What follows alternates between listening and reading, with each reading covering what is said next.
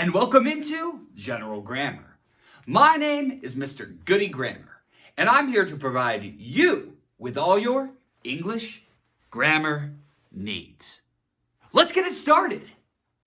But before we begin, make sure to download the free guided notes in the description box below. The notes and the episode have matching badges that help you follow along with each section. Also, underline any maroon text that appears in the episode to identify key concepts and key terms. It's the shopping list your mom always forgot to take to the grocery store. Okay, ladies, now let's get information for a Basketbreaker.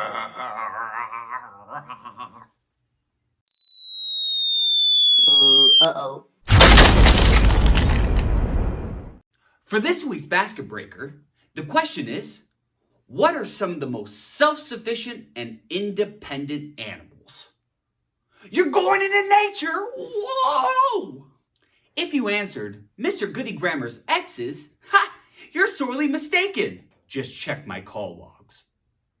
Some of the most independent animals are wolverines, snow leopards, black rhinos, spotted and striped skunks, and who could forget the great white shark? Nom nom nom nom nom. When will you just understand, people, that they only want to be loved? Well, I hope that you are not a stage 5 clinger, because today we're about to unpack something that is very independent. That's right. I'm talking all about independent clauses. So, let's drink up some radioactive waste. Go, go, go, go, go, go, go. 3, 2, 1. What is a clause? A clause is a group of words that has both a subject and a predicate. There are two types of clauses that we're actually going to go over: dependent and independent. Now that we've gone ahead and defined clause, let's look more specifically into independent clauses. What's an independent clause? An independent clause is a group of words that contains at least one subject and one verb that can make complete sense all by itself. Example: he ripped the crocodile's mouth open with his bare hands. Crikey! In this example, we have the subject he and the verb ripped. Those are two elements, check, check, that we have for an independent clause. The last thing we need to check is, does this sentence make complete sense on its own? He ripped the crocodile's mouth open with his bare hands. That makes complete sense on its own. It has a subject and a verb. Therefore, it's an independent clause. Example: he tripped. Da da da da. Whoa! Da da da da. Whoa! Don't be tricked. Just because this sentence or clause is a little bit shorter, it doesn't mean that it doesn't meet the requirements for an independent clause. We have a subject, he, and a verb, tripped. Also, it makes complete sense all by itself. He tripped is a complete thought. Therefore, this is an independent clause. Example: the creature hunts for food by the lagoon. In this example, the creature is our subject and our verb is hunts. Then again, we ask ourselves, does this make complete sense all on its own? And the answer to that is absolutely. The creature hunts for food by the lagoon is a complete thought.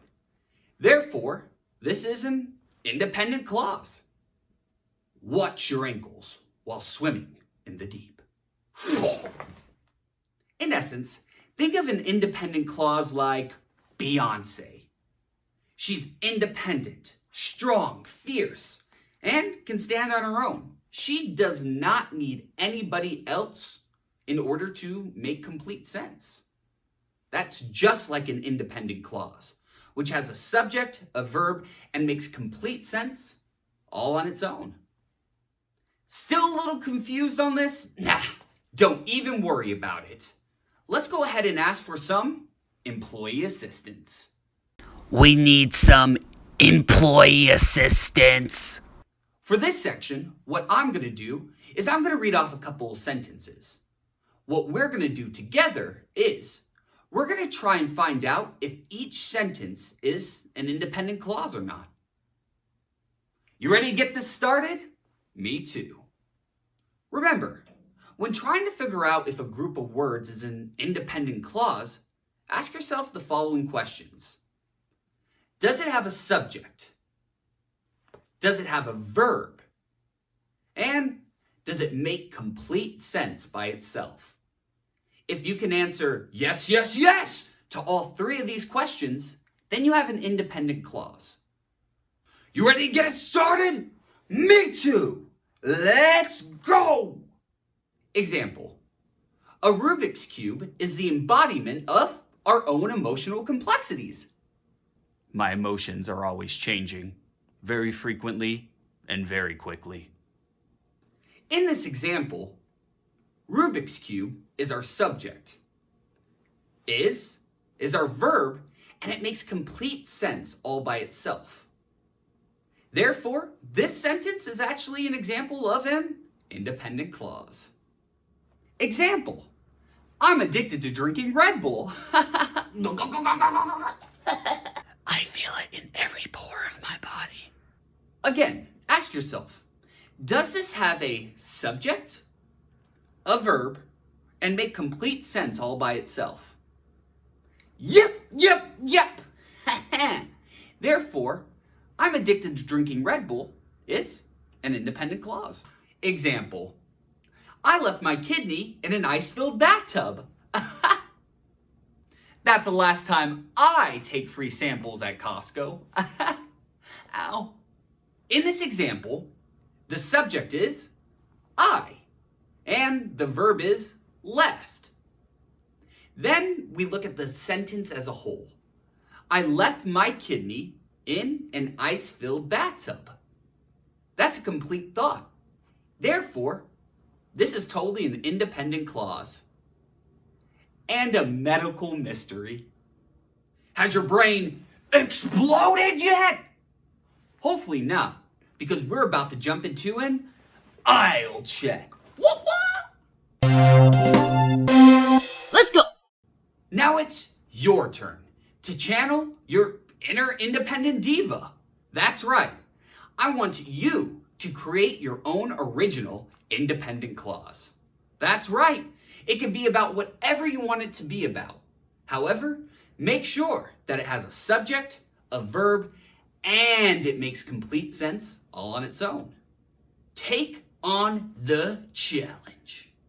When you're done with that independent clause, go ahead and put that into the comment section below.